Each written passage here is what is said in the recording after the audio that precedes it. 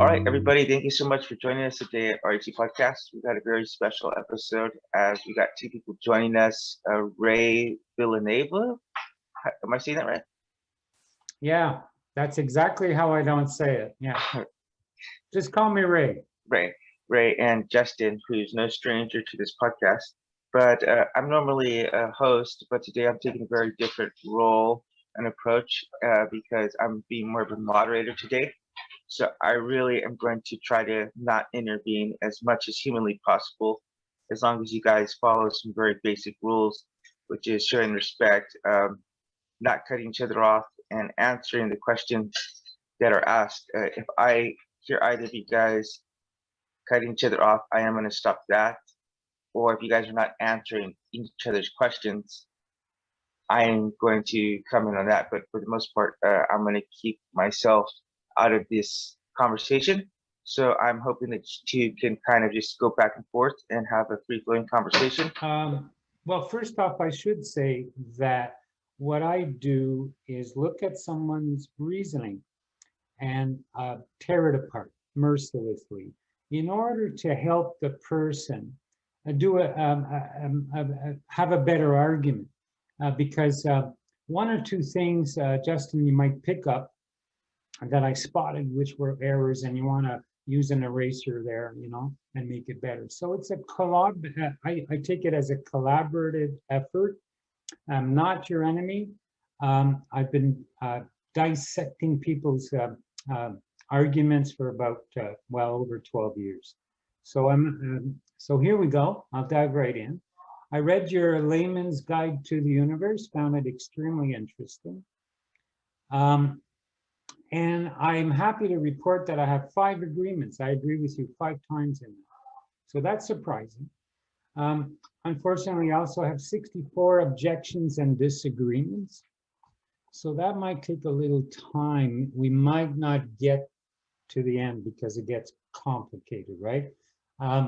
But we could go through, if you want, Justin, one idea at a time. That's how we do it. Yeah, that sounds good.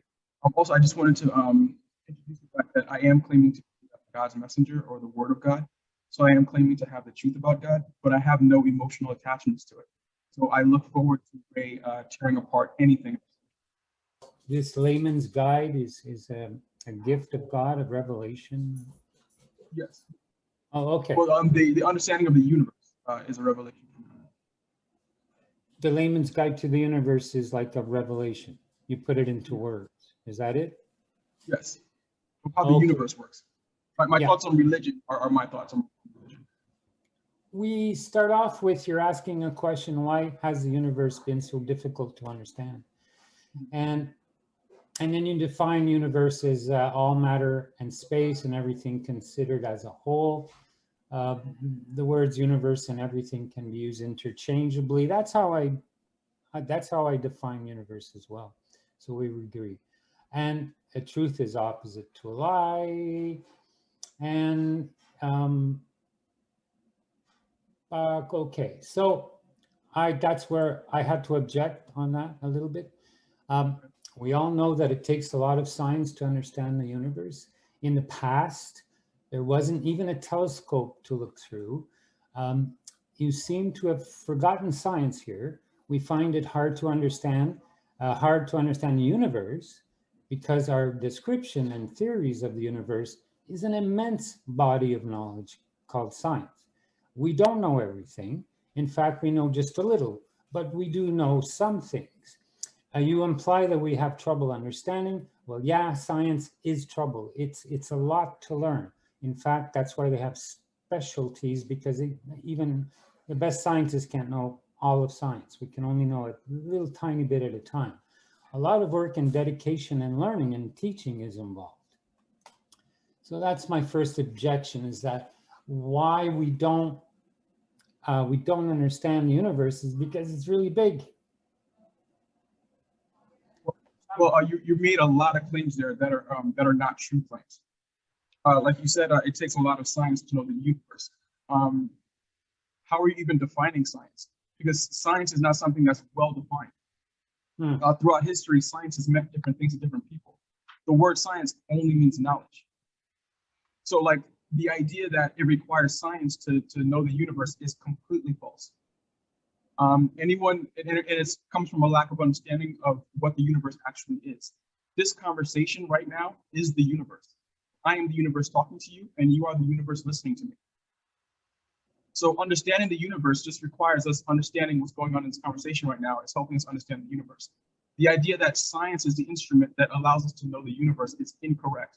Science allows us to know a little bit about the universe, that is in the parameters of science. That is it.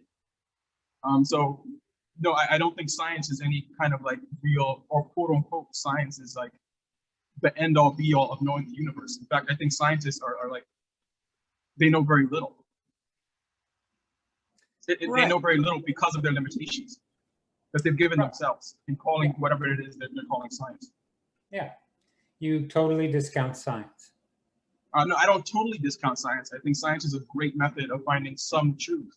It's just that it's so limited because science is itself its own religion. It's a philosophy of science. They have a certain philosophy of the way to get to truth. Because that is such a limited way to get to truth, we can't get to much truth with science. So like I don't really see science as any kind of like, we need science to know the universe. That's totally false. Okay. And it comes from a lack of understanding of what the universe is and what science is. Science is very different today than it was maybe 200 years ago. Science is constantly changing as we try to understand the universe. Science is just another philosophy. No, science is not just another philosophy. It's a series of methodology, and it's a body of knowledge. So as we learn more, before we had telescopes, we couldn't look at the moons of Saturn. So when we got telescopes, we were able to learn about the moons of Saturn. We did not know about the moons of Saturn until we had telescopes, good telescopes. So no, it's not just a philosophy.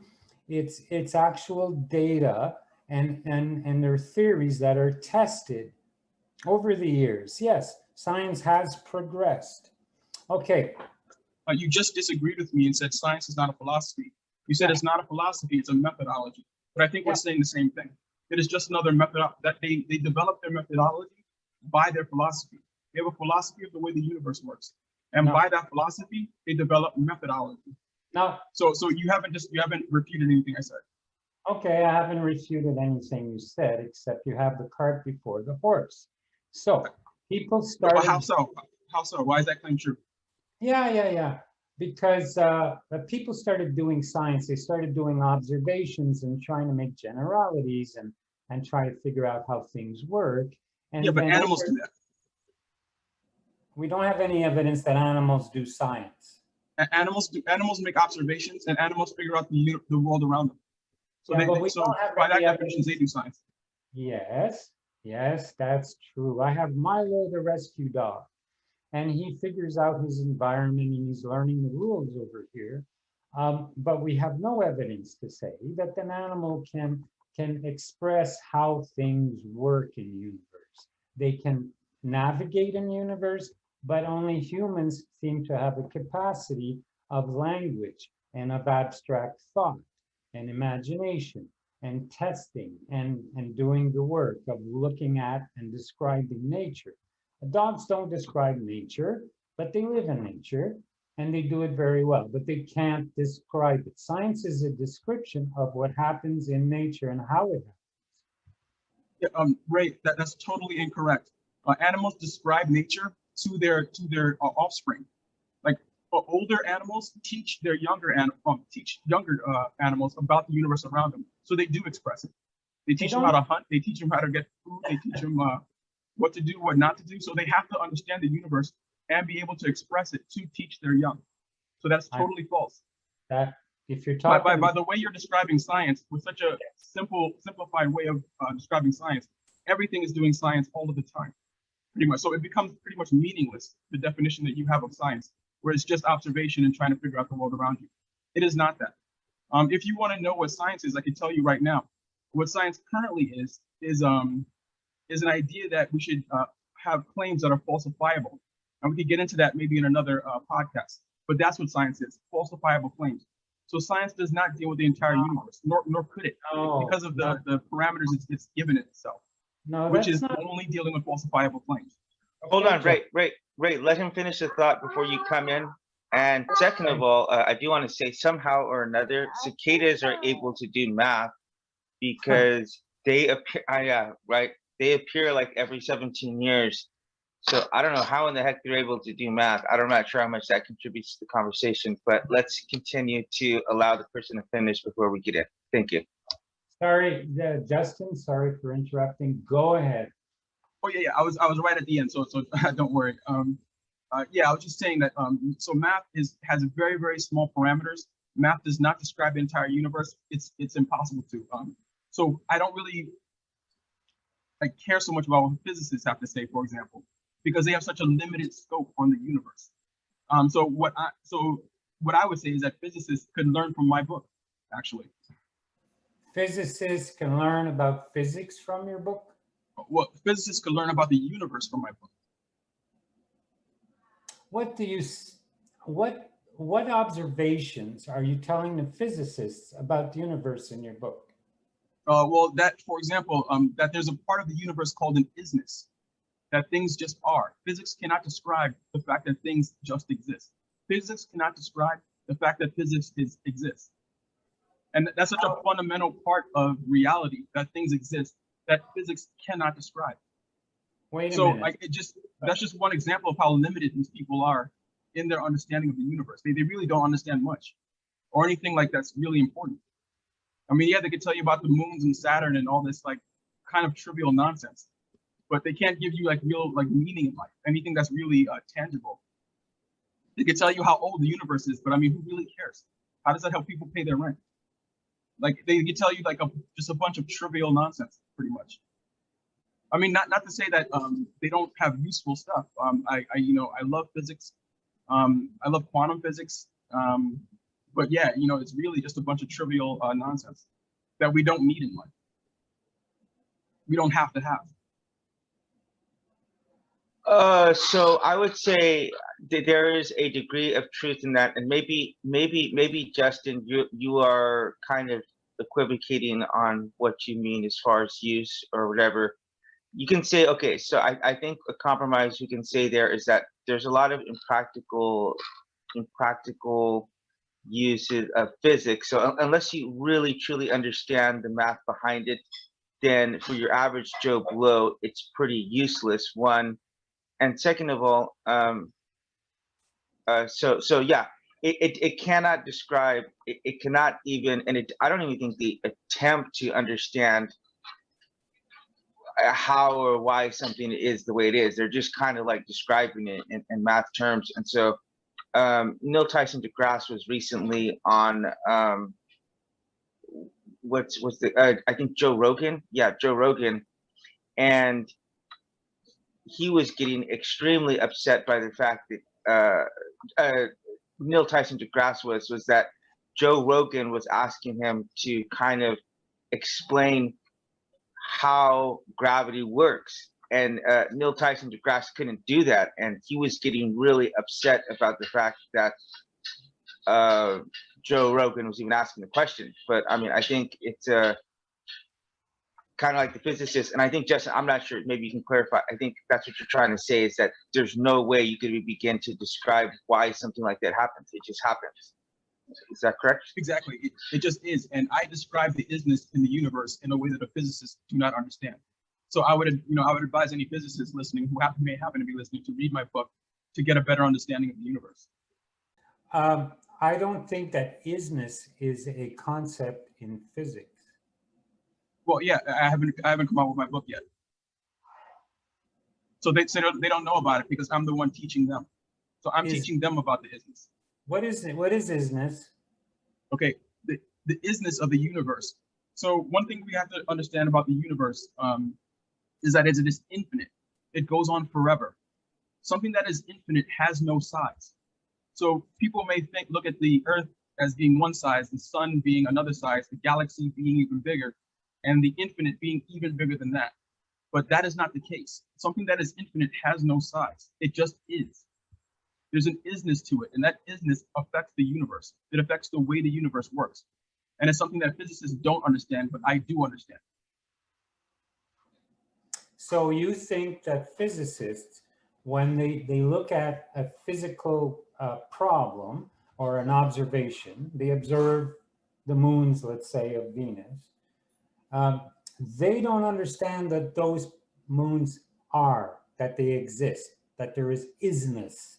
I think what you mean is that isness means that something exists. Is that correct? No, no. There's an isness to No. the universe. There, sorry. Yeah, Well, no, go there, ahead. yeah. So physicists could look at the universe and see that things are because they're human beings that have sight. What we're talking about is the discipline of physics. The discipline of physics cannot produce an answer to why things are. So there's a difference between the human being who's a physicist and the physics philosophy that he has looking at the universe. Okay, but you're wrong about that because physics is all about figuring out why things are. How did this come about? What caused this? That's No. what physics exactly is. You got it exactly wrong. No, okay, so for example, yeah, so what I'm saying is the reason why that is totally incorrect, that physicists just want to find out the truth, and physicists just try to figure things out. No, they do not. They have certain parameters in their field and they stick to that. So physicists have no idea how biology works, okay, because it's a completely different field. Okay, Even though biology happens. Justin, hold on. You No. Hold on. No, Ray.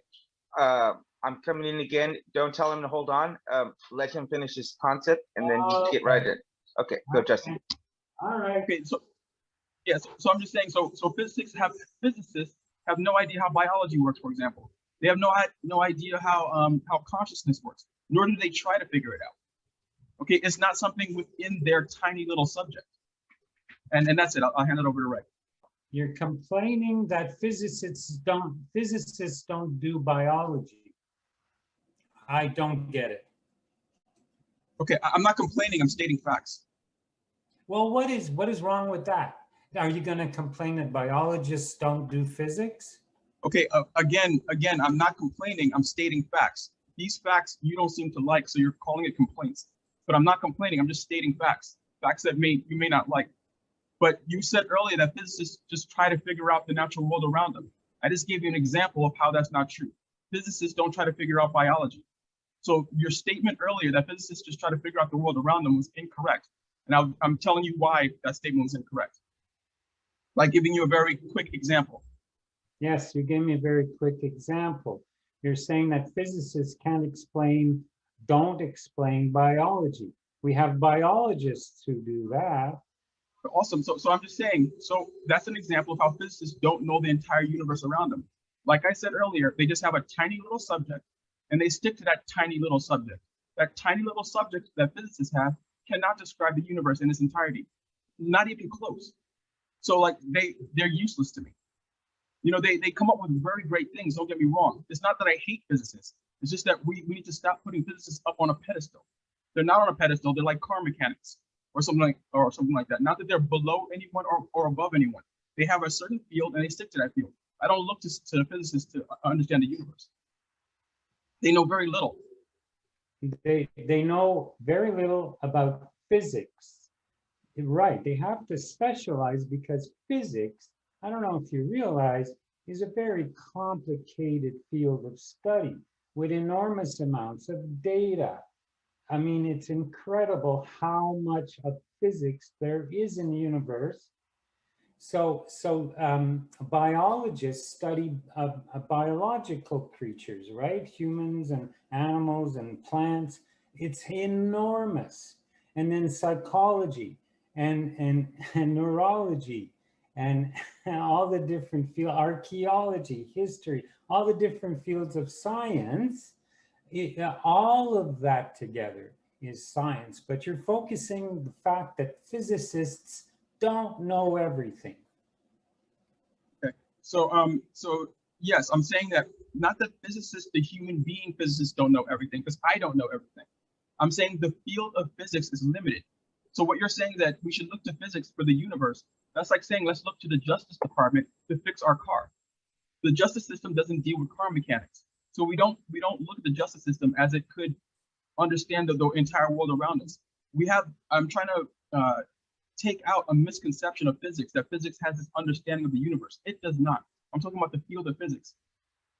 Now you zoomed out of physics and you started saying science as a whole, like biology and archaeology and all these things as a whole make up science. But again, science means different things at different times. So calling something science is just some Joe Blow guy saying this is science, that is not science. That's pretty much what science is. That's why if I ask you for a definition of it, I would be able to tear it apart in a heartbeat. There's no real sound definition for what science is. It's made up by people every single day. It changes over time. What science means today is something different than it meant, 100 years ago. Again, like I said, so science is very, very wishy-washy. It's not something that we should hold up on a pedestal.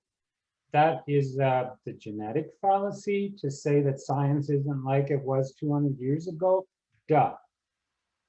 It is. I'm sorry, a genetic policy? I don't. It's a genetic fallacy to say that it wasn't the same 200 years ago. It doesn't mean anything.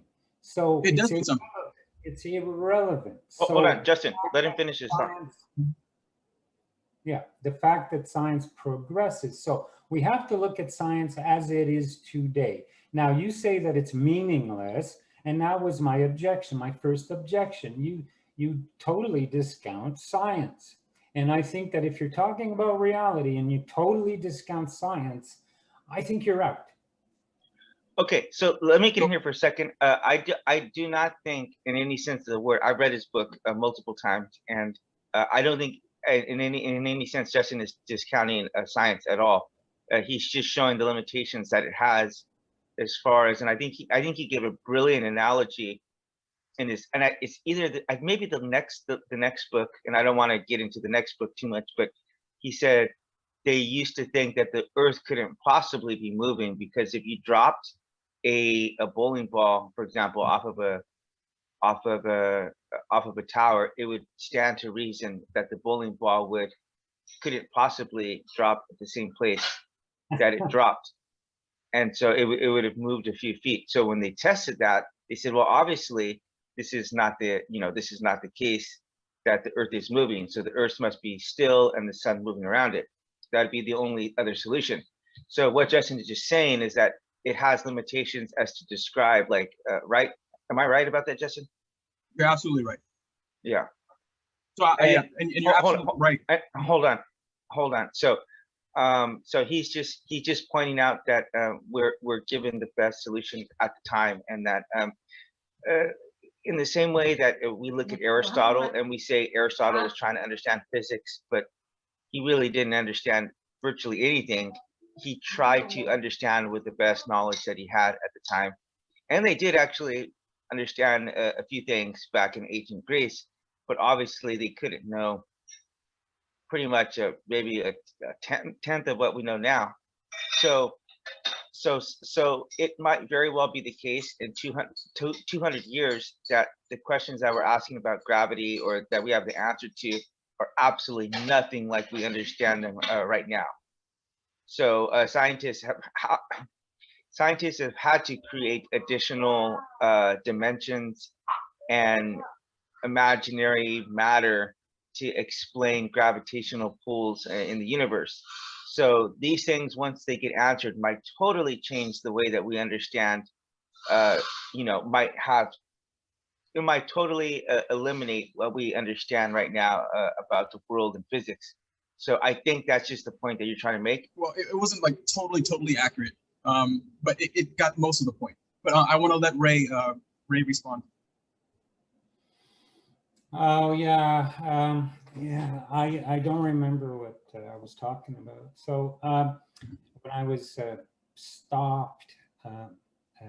Oh yeah. So I think, Justin, we agree that physicists don't know everything. Is that correct?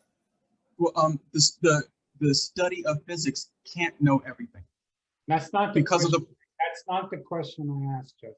I know, but you're asking if people know anything. Do people know everything? That's not the question I asked, Justin. Physicists are people. Yes, I agree. So you're asking if people know everything. No, I didn't ask you if people did. I asked you if physicists did. Okay, so physicists you agree that physicists don't know everything. Okay, I'm trying to get to the root of your question. Are you Oh my asking? God. Are you asking if people who are physicists know everything, or could the study of physics know everything? The far as I study know, of physics. As far as I know, cats are not physicists. Nor is anyone suggesting that. I am talking about people. I am talking specifically about physicists. I asked you, do we agree that physicists don't happen to know everything? We agree that yes, people don't know everything. No person knows everything. Could you just say physicists? Because I'm only talking about, I'm not talking about biologists. I'm talking about physicists. Okay. The reason why that question is tricky, Ray, the reason why I'm trying to explain that question is tricky is because what I'm talking about is the discipline of physics. The discipline of physics cannot know everything. It is limited. I am not talking about the discipline. The discipline. I am talking about the physicists. No. Physicists are people like anyone else, so no, they don't know everything because they're people like anyone else. Well, I didn't ask you why. I just say, do you agree that physicists as a group, as a special group of humans, that they're not special at all. They're not a special group. So I disagree with the premise of the question. So you don't think that physicists as a group are different than, say, biologists who study biology? I think physics is different than biology, but people that are in physics and people that are in biology are the same people. People who engage in physics, are they doing biology? No, they're not doing biology. We both know that. Very good. Okay, we have to agree on very one step at a time principles, because I'm really having trouble following your reasoning. So, okay, so physicists don't know everything. And as you rightly, I would agree that I don't know everything. I don't know anybody who knows everything. Do you know anybody who knows everything? No person knows everything. That's what I've been saying. No person knows everything. Okay. Oh, correction. Hold on. I do know everything. So I'm going to call Except Rias Isaiah. on that one. Yeah, exactly. Except I am the one exception to that rule, but everybody else, all the other mortals, don't know anything. Don't know everything. That goes without saying. So could we move on to your layman's guide? Sure, absolutely. Okay. So you told a story, right? Question. It's a question to the reader. Would you go forward and make as much money as you can, or the cancer, right? You find out that your invention causes cancer. Would you do it? And I said, I have to object to that, because it looks like this question is about ethics and morality. We are talking about what is the truth of the universe. Ethics are something that we discuss amongst us to live with each other. So if you are treating me unfair, I can object because it hurts me, and vice versa.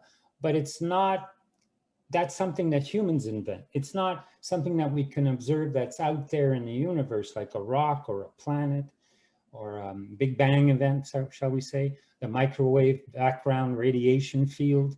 These things we can observe. The Higgs boson was indirectly observed, cost billions of dollars. No, we invent morality, we discuss it. Some people say, for example, abortion is wrong. Other people say it's correct. So we have to debate it. We get to agreements. We make laws. So I was saying that you're conflating morality and ethics for ontological, epistemological, questions. Epistemology is what is truth, what is knowledge, and ontology is what actually exists. So I thought that this was a little bit of a digression as you're looking for truth of the universe, a guide. No, this is about people's ideas of morality. So that's what I objected to there. Okay, so you said a lot about morality right there, and we could get into that in another subject. But nothing in my book has to do with ethics. Nothing in my book has to do with morality. That's the question you asked. You misread, huh? You're asking an ethical question. I'm not. make money, or would I stop because my invention causes cancer? This is a moral, ethical question. But Ray, you're cutting me off and telling me what I meant in the book. Okay, so then hold on 1 second. Then I am going to ask for clarification, because that's certainly what I picked up from the book. That one, if you're saying that Bruno died at the stake. Not Bruno, not about Bruno. No, It's hold on. Let me finish. If you're saying that Bruno died at the stake, because those are the two examples. No, it's Ray, not about Ray, that. Ray, let me finish. Ray, do not cut me off. It's Let not me about finish. Bruno. Ray, let me finish. It's not about Bruno. Ray, let me finish. Bruno. You're Ray, just being let me finish. irrelevant. Ray, okay, Ray, I'm just gonna mute you. If you're gonna talk over me, I'm muting you. Okay, so here's the point that I got from Justin gave 2 points about morality, I would say. The first example is what Ray said, which is you were talking. Okay, I don't remember which one it was first, but let's just take both of them. First one was that, would you tell a lie or not give a truth if that's going to cause you to gain money? Okay, so there's, although you don't say it, and you're gonna, I guess, Justin, you're gonna have to raise that, you're gonna have to clarify that, because maybe you're saying, hey, maybe you could tell the lie and get the money. Or with Bruno, what I take from that is that Bruno was not willing to lie, and so he died at the stake. And I guess if I read that, I would think that you're assuming that both of those things are good things. But then, of course, you go on to say later on that like there really is no good or right or wrong. So what's the point of using examples like that? What's the ultimate purpose that you're doing that, Justin? I'm a little bit curious, and thank you for asking for clarification for that, Ray. Justin, go ahead. Yeah. So to answer your question and to also answer Ray, there is nothing about morality in that book. Even though it sounds moral, there's nothing about morality there. The reason why I brought up those examples is to show that people have trouble with the truth. So why don't we know the truth about the universe? It's because human beings have trouble with the truth. That's the only point being made there. We don't know the truth because human beings and the truth, sometimes their interests conflict. And those are two prime examples of when human beings conflict with the truth. That's why we don't know the truth of the universe yet. Hold on, is Ray here? Ray, are you here? You have him on mute. Yeah, I unmute. I put him on mute, but I asked him to unmute. Ray, can you unmute yourself, please? Okay, there you go. Ray, you there? Yes, I am muted. Yeah, I don't want to have to mute you, Ray, but don't talk over me or Justin. So please, can you ask for clarification or about this? Yes, I would like to have a chance to talk.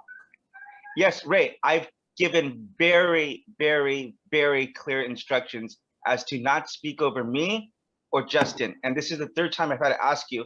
I'm not a teacher. I don't want to have to use the mute button. That's the absolute last resort. So if I do use it, don't get angry at me or upset that I'm enforcing what I've asked you to do, which is not cut off. We have different ideas. We probably all three of us have completely different ideas about this, but let's listen to each other and not think that we're right, that we have to have our way 100% of the time, and let's just listen to the other side. So Justin, Ray, you can ask for clarification, please. Go ahead. Yeah, I don't see the point because you don't seem to understand, Justin, and when you're talking about right and wrong, that it's about morality. So I guess I don't have a question. Shall we move on? But I wasn't talking about right or wrong, Ray. At no point was I talking about right or wrong. So Justin, I do want clarification. Okay, so Justin, then what is the point? I want to ask the question, what is the point of having those two very specific examples? Why do you include those examples, and what is the point of them? Okay, because I'm showing how the truth conflicts with human interest. If I could make a whole bunch of money by lying, the truth conflicts with my interest because I have the interest of making money, and then there's the truth.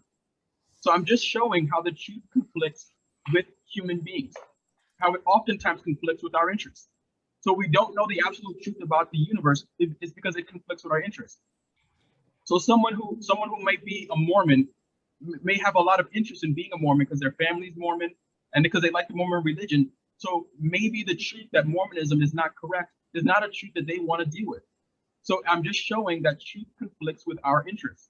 That's all I was showing in those examples. Morality has nothing to do with it. Okay. I'm not raising any moral issues or right or wrong issues. Is that a good enough clarification, Ray, for you? Are you satisfied with that response? No. Are you satisfied with the response? Oh, I said no. Oh, so do you have another question? Do you have a follow-up for that? No. Can we move on? Yeah, go ahead. You can ask the next question. All right.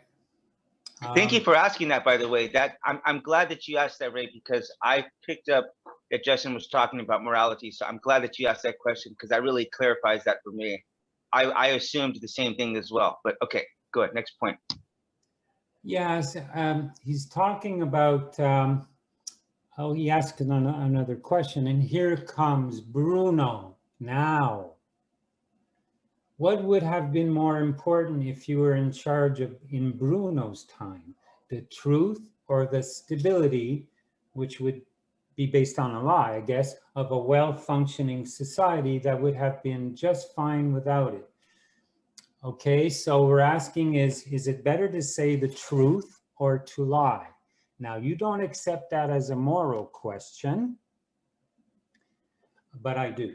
But so I said I have to object.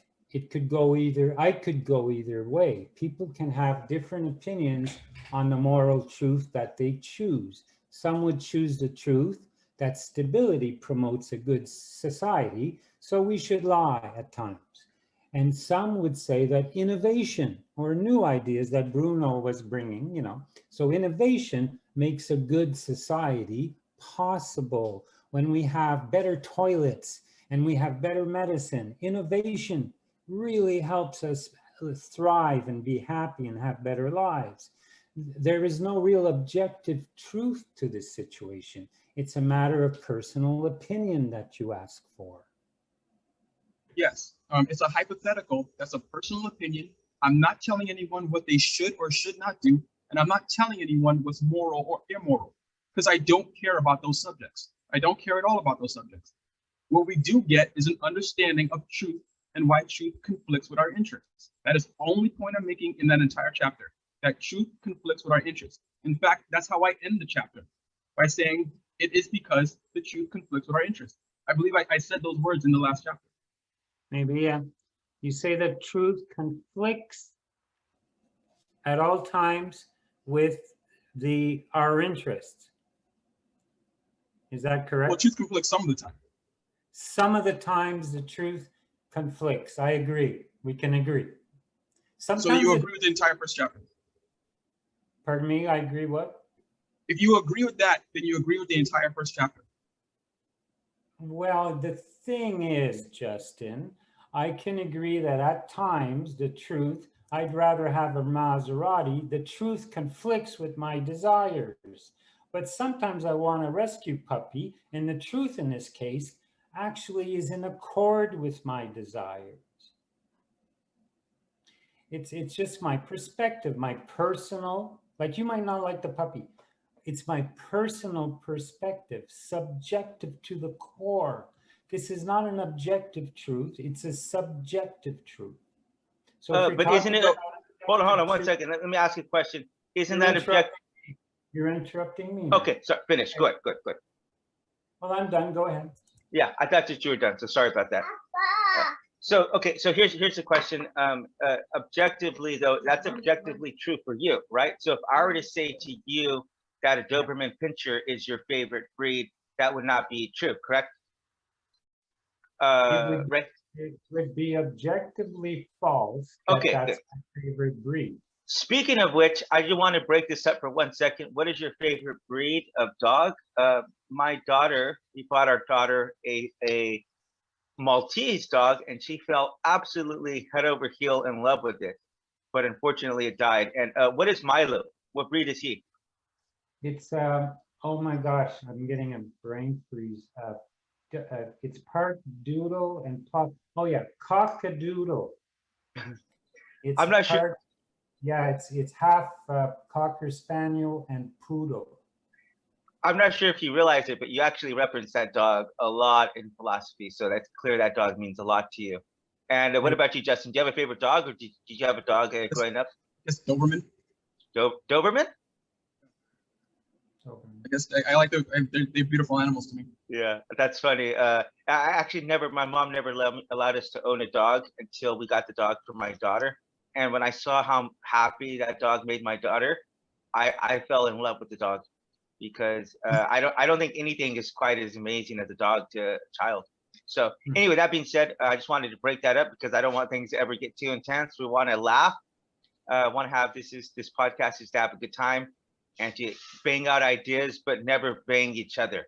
So that being said, who's next? Who's next to? Well, I got accused. I got accused of only bringing out a subjective truth in the first. Yeah, hold chapter. on, and Justin, let me 1 second. Let's not only Ray, you did a very good job to say the points in which we agree on. So let's not just try to nitpick or try to disagree with every point. If there's points that we agree with, let's point out the truth or validity that we see in the other person's side, and let's try to continue to have a good time. All right.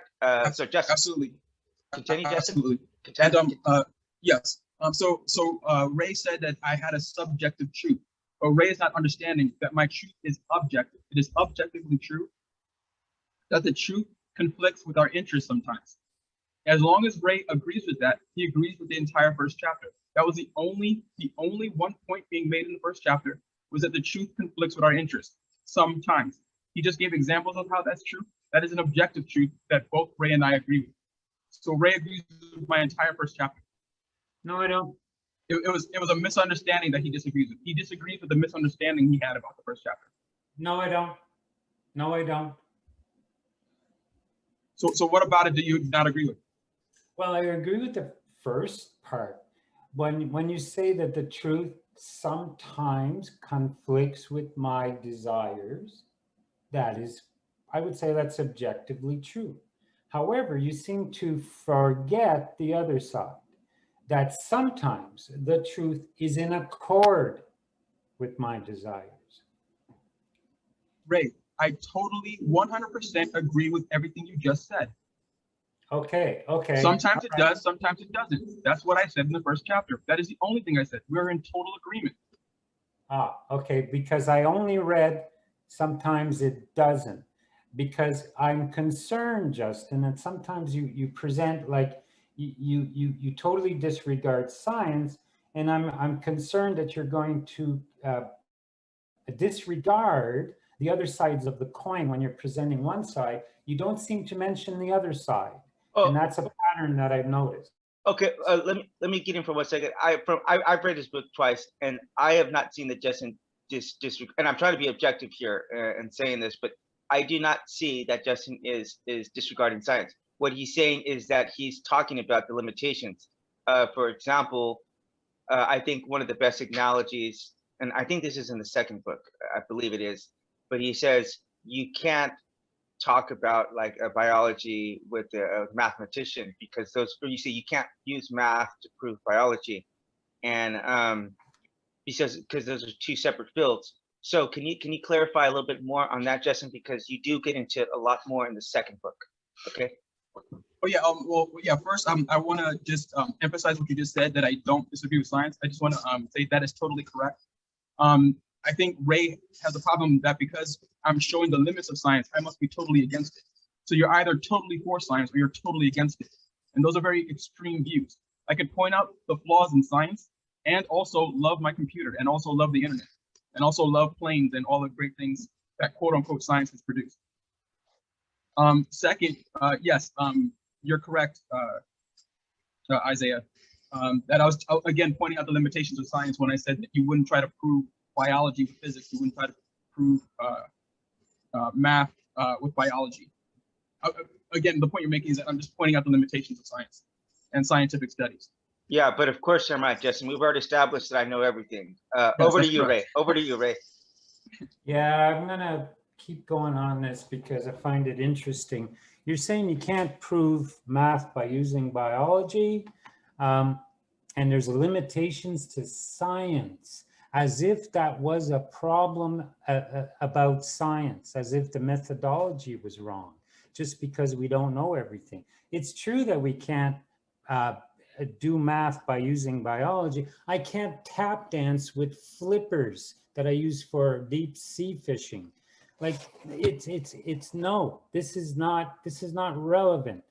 Biology uses different techniques than physicists do. They study different things. And yes, it's true, we just don't know everything. That's for everybody in the world. I don't see a problem with science because we don't know everything. Ray, I first would of all, never- hold on, Ray. First of all, I would love to actually see you tap dancing with the flippers. I actually just got a great image of that. But I think, Ray, I think you're just fundamentally, and I'm just trying to be objective here, and what I'm saying is that you're fundamentally mischaracterizing what he's saying. He's not saying that's a problem. He's just saying that that is a limitation. Correct, Justin? You're not saying That's it's a problem. absolutely correct. It's not a So- problem at all. So a limitation in science is not a problem at all.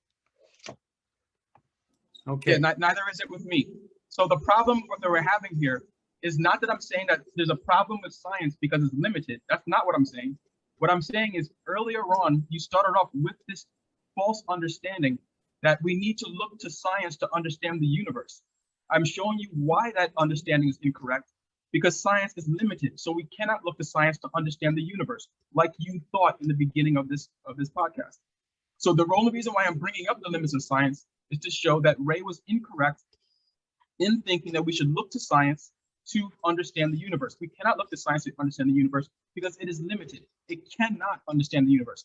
Not that it doesn't understand the universe today and it will understand it tomorrow.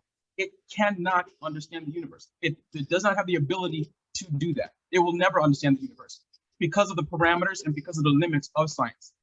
The universe is not limited. Science is limited. So we cannot understand the universe with science alone. That is the only point. So you've discovered that the universe is unlimited, not by science. Well, anyone could discover that the universe is unlimited just by mere observation. It doesn't make sense that there's any limit. You can observe an unlimited universe, can you? Well, we understand that it's unlimited because there cannot be a nothing anywhere. The only limit to the universe would be nothing. And because there is no such thing as nothing, we know that the universe goes on forever. That's a very good idea that I do not follow. It does not connect. The fact that there is not a real nothing, how does that mean that the universe is infinite? That was a way far objections down below, but we could do that right now. I have no idea how you made that connection. So Ray, let's go through this nice and slowly. The universe is everything. So if there is somewhere the universe stops, everything would stop there. And there'd be nothing past that point. All right? Because if there was something outside of the universe, that something would be part of the universe. Everything in existence is part of the universe. So the only limitation to the universe, the only possible limitation to the universe is the absence of everything. Because anything that is something would be part of the universe. So the universe must go on forever because there is no such thing as nothing. That is why nothing is a limitation on everything. But we just agreed that the philosophical nothing that people used to believe in doesn't exist. Yes, and that's exactly why the universe goes on forever.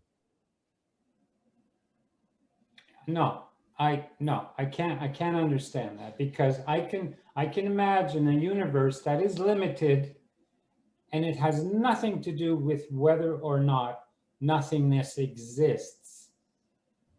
So what is the universe limited by, Ray? Why is the universe... Hold on, Justin, again, I'm sorry, do not interrupt Justin, let him finish his point, go. Yeah, I'm asking a question. So how is it that the fact that philosophical nothingness doesn't exist, it just exists as a concept, a mistaken concept, how does that stop? How, if I said the universe was limited, how would the philosophical nothingness that doesn't really exist, how does that affect either way, a limited or a limitless universe? How does this philosophical concept that we both agree is wrong affect the size of the universe? Okay. So Ray, what is limiting the universe? What limits the universe? I have Yes. to answer. How should I know? I don't Okay. know. Okay. So Ray, the problem that you're having is that you just don't understand what everything means. You're saying that everything could stop somewhere. Okay. Yes, yes. If Why everything, not? Why okay, not everything, the set of everything that exists, you put it in a circle and you say it's limited? okay, Why? so, What's your problem with that? okay. So what is outside of everything? Is something outside of everything? I do not know. Maybe there's Okay, another. I do not know. Maybe there is nothing outside of this limited set. But it doesn't have to be infinite. It could be a limited set. okay. So you just said that maybe there's nothing outside, but in the Maybe book, I'm describing that there is no such thing as nothing. So we both agree that there is no nothing outside of this universe. there is no nothing anywhere because it's a fallacious concept. But you just said that the universe could be limited by it. No, I did not say that the universe could be limited by nothing. Awesome. I'm saying that nothing is a fallacious philosophical concept that came from long ago, before we Awesome. had physics. So now we have quantum physics, and we know that nothingness is just a concept with no real reference in the universe. So Awesome. We agree. We agree on the nothing thing. how did you determine that the universe is limitless as opposed to limited? How did you Okay, go find out? How did you find that out? Okay. You already know it, Ray. You just don't know you know it yet.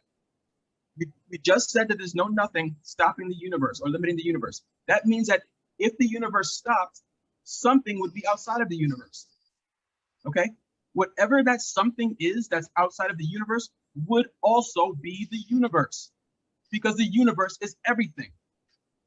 So if there's something outside of the universe, that something that's outside of the universe is also the universe. So if there's something outside there, there has to be something outside of the universe, because there's no nothing. There has to be something outside the universe.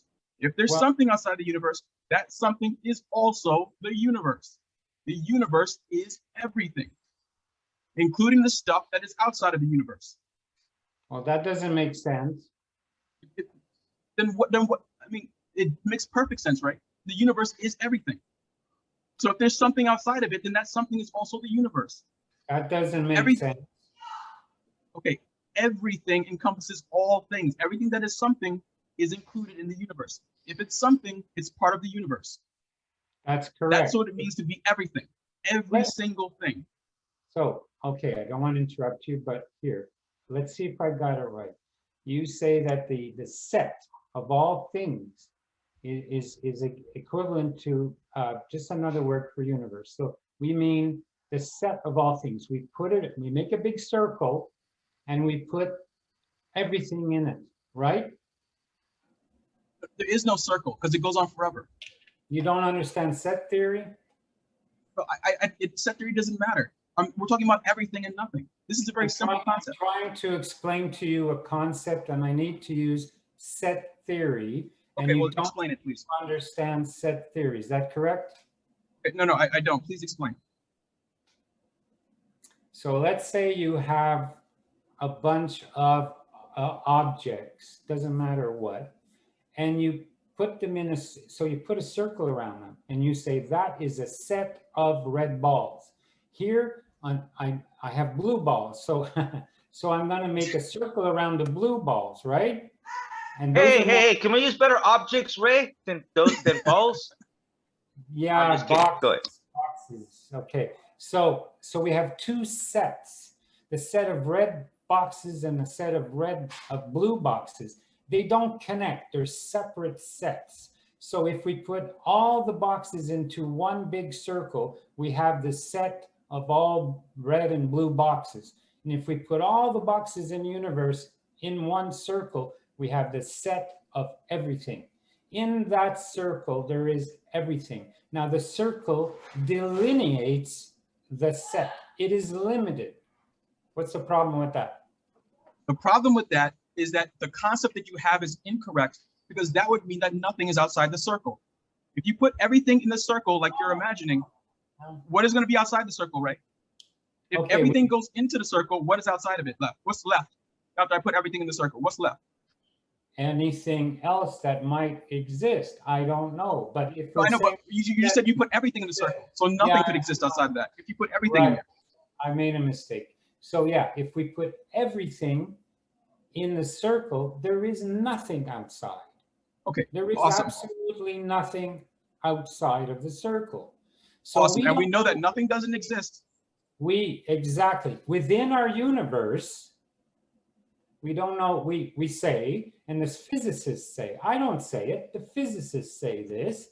I go by what the experts say. So the physicists say there is no such thing in our universe as nothing. Outside the universe, we don't know. There Okay, may be Ray, dragons. well, I'm claiming to be the expert here, and I'm trying to explain to you that the way you're looking at it is incorrect. You just made up an imagination of a circle and you put everything in the circle. If you put everything in the circle, then the only thing left is nothing outside the circle. No. So this idea, I'm sorry? No. So No, I said, Ray, there's something else. What is outside the circle is we do not know. There may be dragons. No, Ray. No, if dragons exist, then they'll be inside the circle also. They might everything that exists is inside the circle. Exist in another universe. You might have heard in physics that they have a multi-universe theory. Okay, hypothesis. no. Yeah. Okay, so Ray, a lot of physicists put out a lot of magical hocus pocus and call it a hypothesis. And when they put out that thing and give the label hypothesis. No. Okay, so now listen, Ray, this is very, very simple. No. You said in your incorrect example, you're proving yourself wrong. Because you said if you put everything inside of a circle, if every single thing that exists goes inside of a circle, then only nothing exists outside the circle. When you take away everything, you have nothing. It's so simple. This is so simple. No, you're not.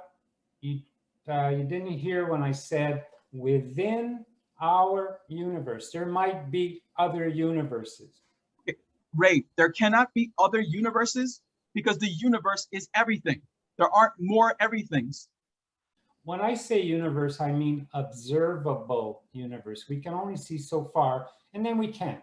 So we don't know what's past beyond that. It might actually be infinite. If it's actually infinite, we will never know because we cannot observe an infinity. There's no time, there's no space. It's just impossible for us to know. But we can suppose, we can guess, we can hypothesize, and that's all we got right now. Now, you're saying that you're claiming to be the expert. I'm not impressed. So you would have to have data, not just conjecture, hypothesis, guesses. So when you say that, so the set of everything that is the same as the universe. We're saying the universe is everything. So it's the set of everything. Beyond that, we do not know. What there might be other universes. There might be an infinite amount of universes. The scientists do not know. They, by math and physics, they can make scientifically accurate hypotheses, but they have to test those to find out if they're actually true. You have no tests that I've seen to test to see if your hypothesis of an infinite, because it makes sense, but you cannot test for it. So therefore, I can't say that you've demonstrated it at all. You're just making a hypothesis, and that's okay. But to say that it's the truth is an exaggeration and a mistake. Okay. Okay, so Ray, you're making a ton of mistakes there. The first mistake you're making is that you're saying that the universe could fit inside of a set. So you're already giving it limitations that you're saying that we can't know is there. So Ray thinks that we can't know whether or not the universe is infinite or whether or not it's limited. And yet when Ray gives his examples, he gives the universe a limit by calling it a set. Okay, so Ray already agrees, already thinks something, he just doesn't know he believes it. Second, in the beginning of this conversation, you said you agreed with my definition of the universe, that the universe is everything. Now you're switching up your definition to say that the universe is only the observable universe. You're only talking about the observable universe. But in the beginning, that's not the definition you agreed to. So you're switching up the definition. You're now calling it the observable universe. You're now giving it sets. You're now giving it all these parameters that we did not agree on. We agreed to one definition, that the universe means everything. You said that was your understanding of the universe, and now you're switching up your definition. So it's not me saying anything incorrect. It's you like switching up definitions, putting on ideas into the universe that you say we can't know, but obviously you do believe you could know, because you keep on giving examples with limits. So you do believe that you know that. Okay, but because I'm saying something different, you're saying that it's wrong and it's just conjecture. But no, you already have a bunch of false misconceptions about the universe that you're taking as true. And that's why you have a problem with what I'm saying, because it goes against your preconceived notions of the universe that are false and don't make any sense. That's why when you try to talk about your idea of the universe and say you could put everything inside of a set, you can't even understand that if you put everything inside of a set, the only thing that's left outside of the set is nothing, because you've taken everything out of it. But you can't even agree to that because you know it doesn't make any sense. So you have preconceived notions that don't make any sense, and I don't know, it's just like really comical to me. You're switching up definitions. You're putting all this weight behind science. You said because I'm saying can't be tested in the way that science does it.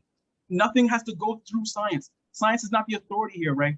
Science is not the church, and we have to do what the church says. We have to do what science says, and we have to prove everything by scientific means. Someone made up the idea of science and made up the idea that this is how we're going to do things. That's the philosophy of science. We don't all have to bow down to it. Okay, we can know things that scientists don't know. There are things that exist that are not testable, right? Time is not testable. There's no way to test for time, but it exists. So there's tons of things that we can't test in the way that scientists mean it, and we know that they exist. So everything I'm saying is true. It's true because it makes total sense. The opposition, what Ray is saying, does not make sense even by his own definitions. Even by the reasoning you're using, what you're saying doesn't make any sense. Okay, so I would agree that science doesn't make sense to you. No, you don't make sense, Ray. I don't make sense to you. No, you objectively don't make sense. You don't even make sense to yourself. Your set example doesn't make any sense. Okay, Justin, that's patently ridiculous. I make sense to myself, and I don't make sense to you. Science doesn't make sense to you. Physics doesn't make sense to you. Set theory you don't know about. It doesn't make sense to you. Ray, you're not science. So just because you don't make sense doesn't mean that science doesn't make sense to me. You are not science, okay? You're a person, and okay, listen, Ray, answer this question. If you take everything and put it into a set, what is left outside of everything? Can you answer that question? What is left outside of everything? I repeatedly said, I don't know. Okay, so to the viewers listening. However, hold on. I also said that I go by science because I'm not a physicist. I'm not a cosmologist. I don't know astrophysics. I don't understand math or calculus. Okay, I don't even know statistics. I hardly know anything about set theory, chaos theory, biology, psychology. I don't know archaeology. I don't know much about history. Okay, so yes, I am not science. Now you were representing yourself as science. No, you are not science either. So we're struggling here to figure out your layman's guide to the universe, and you say that you claim to be the expert here. It's a claim, and I'm skeptical of that claim.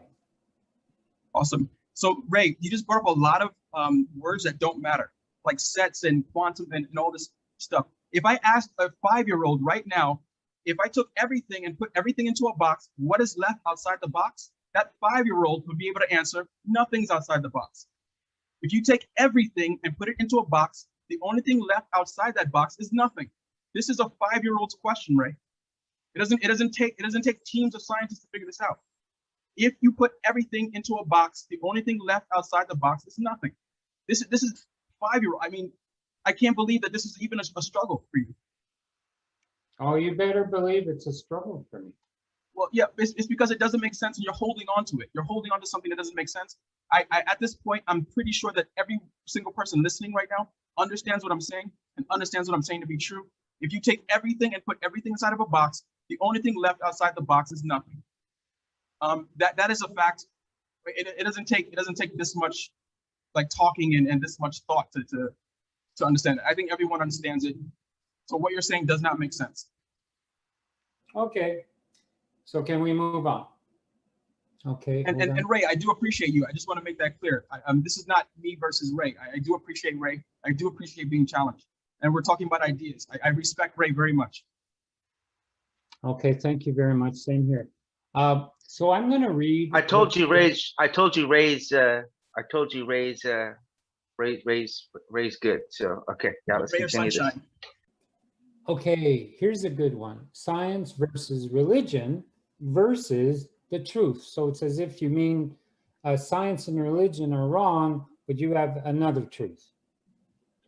Is that correct? Okay, so you're asking me a question, yes.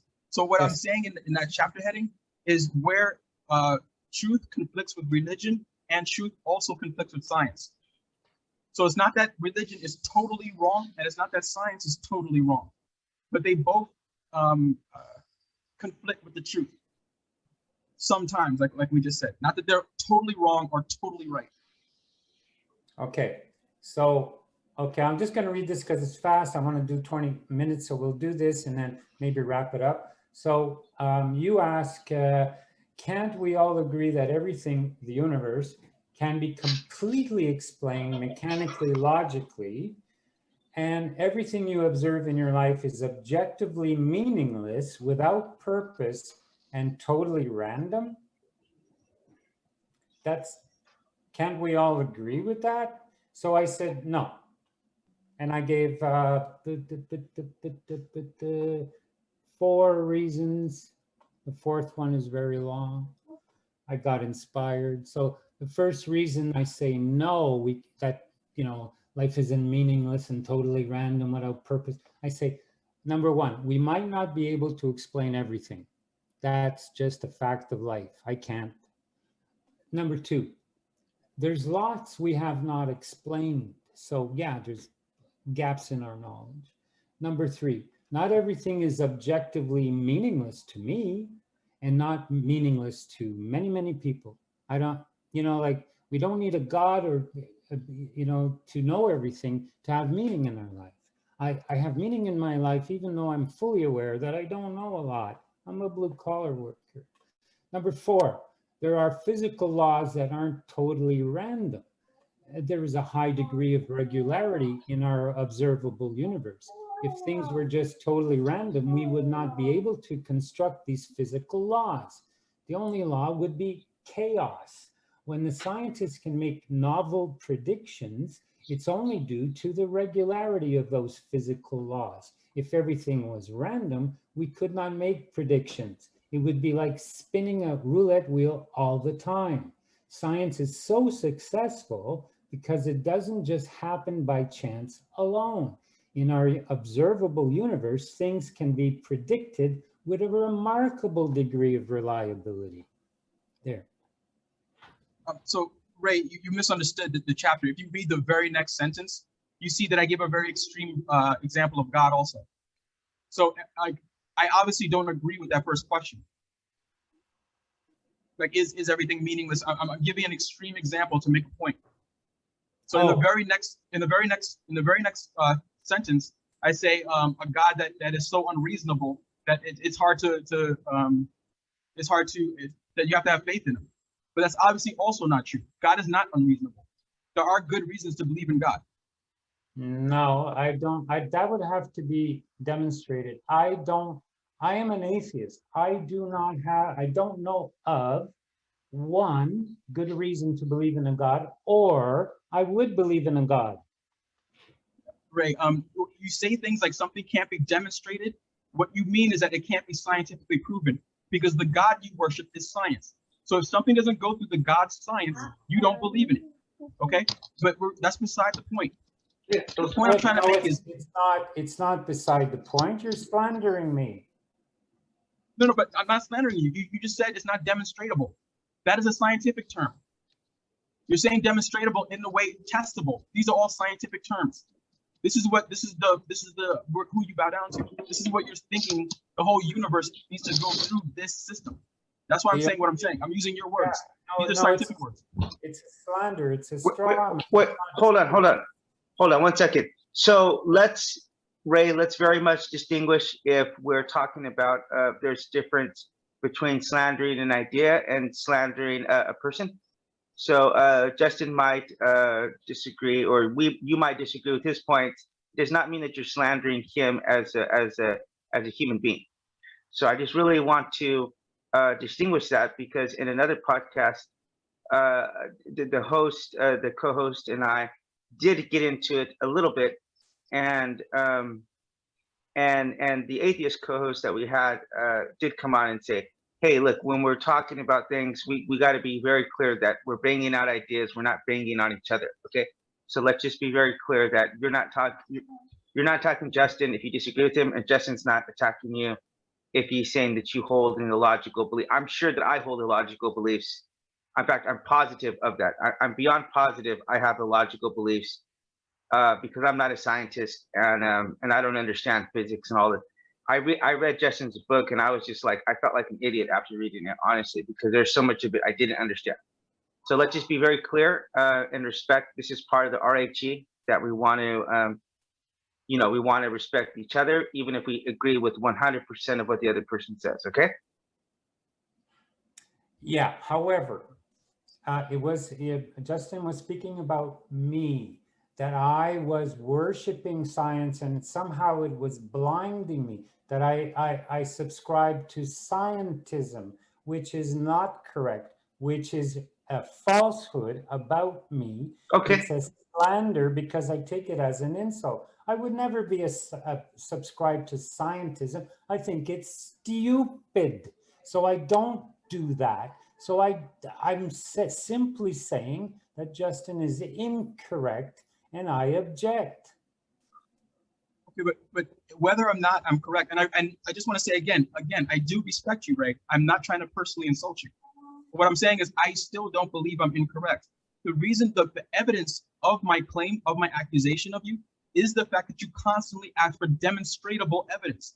Demonstratable evidence is a scientific understanding of the universe, that it has to be testable. So you're saying that you're accusing my claims of not being the truth because they can't be tested. That is a scientific approach. And that's what you've been doing the entire time. So if you weren't into scientism, you don't have to bring up science in this conversation. You're the one bringing up science. You're the one constantly going to science. Yes, and then asking for everything to be demonstratable. That's the evidence of my claim. There's a difference, Justin, between promoting science and subscribing to the ridiculous notion of scientism. I know the difference. There's a huge difference.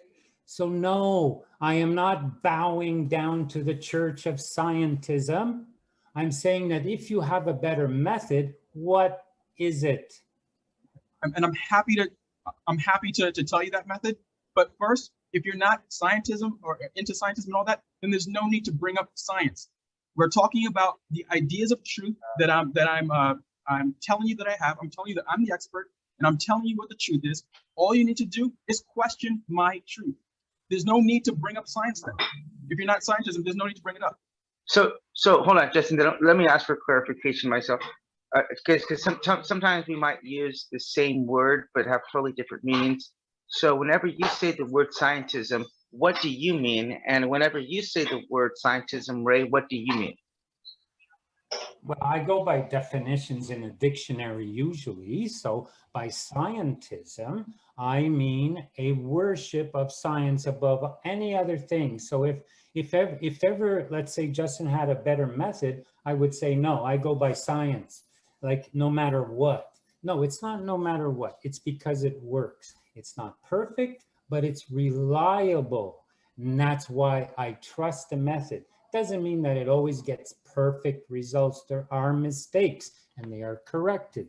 But sometimes, it takes a long, long time to correct a mistake. But the method is sound. Justin did nothing to demonstrate that the methodologies of science are incorrect in and of themselves. He didn't. He just says he has a better way. He never explains it. He just claims to be an expert. Okay, so Ray, you said a lot of false things again. First thing you said was that I didn't do anything to show how the methodology of science is wrong. Why would I? I have nothing against science. Again, I have nothing against science. I think science is great to find out lots of truths about the universe. I'm happy with my computer. I'm happy with the internet. I'm not speaking out against science. So there would be no reason for me to say why the methodology of science is wrong, because I agree with that methodology. Now, I have a different methodology for understanding the universe because, of course, science is limited. So there's different methodologies for understanding different things in the universe. Okay? Now, you say you agree so much with the methodology of science and there's nothing better. If there's nothing better than the methodology of science, then all you have is the methodology of science, which again proves my point that you're into scientism. And second, if you didn't understand my methodology, why not ask that all the way in the beginning? Why come in preaching all this science instead of just asking Justin, what's your methodology? You didn't ask that. What you tried to do is push what you thought science was. Okay, instead of asking me, what is my methodology? How am I coming to these conclusions? Yeah, the reason I started defending science is because right up front, you completely disregarded science as if it didn't exist. And you've often said here that it's really meaningless. You don't want to talk about science. Why even bring it up? Okay, so Ray, at this point, there's no way I can convince you that I'm not against science. In the book itself, I say the pros of science and why science has brought us out of the Stone Age. But in your mind, because again, you're into scientism, I still keep my accusation because I've lots of evidence. Because I'm going against your church, the Church of Science, you're saying you can't say anything wrong with science without completely going against it. So you have this very extremist worldview that if you say something against science or if you point out a limitation of science, you must be totally against it. That is a very extreme worldview. It's the same worldview that people have if you don't like America, or if you say that there's something wrong about America, get out. You see what I'm saying? Like, you can't have a disagreement about something and not say flush the whole thing out. Okay, you brought up science in this entire discussion. I did not. You brought it up because that is your religion and you don't want your religion challenged. You have problems with the things I say because it's not what you understand science to be. Science is your religion, Ray, and I have tons of evidence. I think this podcast demonstrates that science, or what you believe science is your religion. You brought it up. Okay. You kept on asking for demonstrable evidence. That is a scientific philosophy. So I'm not convinced, Justin, right now, that from what I read and from what you said, that you are indeed an expert. You do claim to be an expert, and you poo-poo the science. You actually said that physicists don't know everything, therefore they're what? We can discount what they say? It just doesn't make sense. And I'm sorry that I found so many. Your mic is on. Yeah. Okay. So hold on, just 1 second. I'm sorry, because I do want to say I didn't read that and say and got that the physicists, we can discount anything that they say. I did not pick that up from the book, and I'm not picking sides here. I'm just listening. I'm trying to be fair in the observations I'm making. But I did not get that we could discount science or we could discount what the physicist says from the book. And what people, the listeners are just gonna have to read the book for themselves to kind of get the nuances of what we're talking about here. But Justin, if you can clarify that point, and then we can get to making our last points right now. At this point, there's just no way. I'm talking to the audience right now, and I can't talk to Ray anymore because Ray has become totally closed off to what I'm saying. No matter how much I say I love science, I love all the science, he keeps on saying I'm poo-pooing on science, was his last quote. And I'm against science. I'm saying that we should throw out science. I'm thinking we should throw out physicists. He just can't imagine a world where someone could say that science has limitations and that person is not an extremist. Ray has a very, very extreme point of view where you cannot point out any limitations of science. without throwing the whole thing out. He's going to believe that no matter what I say, he's just going to believe what he wants to believe. So I'm speaking now to the audience and no longer to Ray. Ray says that there's a contradicting in something I said, that I'm not saying that the methodology of science is wrong, but when he asked for scientific evidence, I couldn't give him. Ray, that's because if I said my mother loves me, that is a true statement. And if you ask for scientific evidence of it, I obviously couldn't give you scientific evidence that my mother loves me, even though it's true.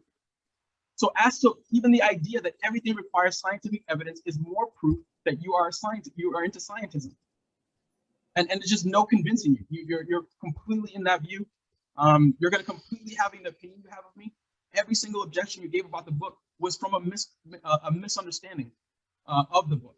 So you haven't really showed where the book was wrong. You agree with the entire first chapter once you figured out what was it about. And then we moved on to the universe being infinite. You brought up nonsensical examples that you couldn't even explain. It didn't even make sense to you. When you say it makes sense to you, I don't think it would make sense to anyone listening. And so like I haven't really been challenged here today.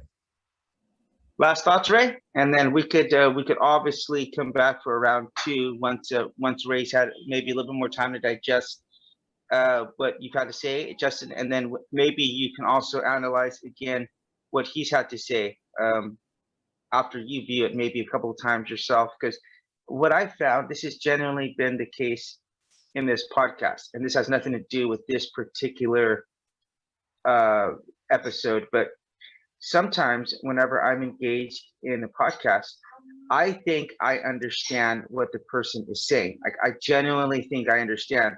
But then when I go through and I listen to the podcast again, I realize that they were making different points that were not the points that I thought that they were making.